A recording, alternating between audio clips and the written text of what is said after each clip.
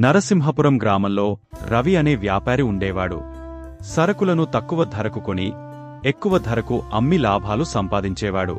ఓసారి రాజపురంలో కొబ్బరికాయలు చౌకగా దొరుకుతున్నాయని తెలిసి అక్కడికి వెళ్లాడు. కొబ్బరికాయలను తక్కువ ధరకు కొని ఎడ్లబండి మీద వేసుకున్నాడు. లక్ష్మీపురంలో ఎక్కువ ధరకు అమ్ముడవుతున్నాయని తెలిసి అక్కడ ఆ కొబ్బరికాయలను అమ్మడానికి బయలుదేరాడు. కాని ఆ ఊరికి ఎలా వెళ్లాలో దారి తెలియదు.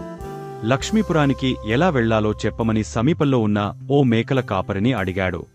నిదానమే ప్రధానం. మీరు నెమ్మదిగా వెళ్తే గంట, వేగంగా వెళితే 2 గంటల సమయం అవుతుంది అనా మేకల కాపరి జవాబిచ్చాడు.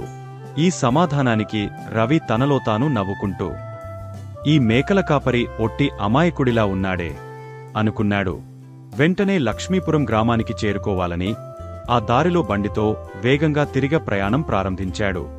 దారి మధ్యలో ఓ పెద్ద రాయి ఉంది. అతను వేగంగా వెళ్లడం వల్ల అది తగలి బండిలోని కొబ్బరికాయలన్నీ చెల్లాచెదురుగా రహదారిమీద పడిపోయాయి. వాటన్నింటినీ ఏరుకుని మళ్లీ బండిలో వేసుకుని లక్ష్మీపురం చేరుకునే సరికి రవికి 2 గంటల సమయం పట్టింది. మేకల కాపరి తనతో ఎందుకు అలా చెప్పాడో అప్పుడు అర్థమైంది. ఈ వీడియో మీకు నచ్చినట్లయితే లైక్ చేయండి, షేర్ చేయండి మరియు మన ఛానల్ని సబ్స్క్రైబ్ చేయండి. మరో ఇంట్రెస్టింగ్ వీడియోతో మళ్ళీ కలుద్దాం.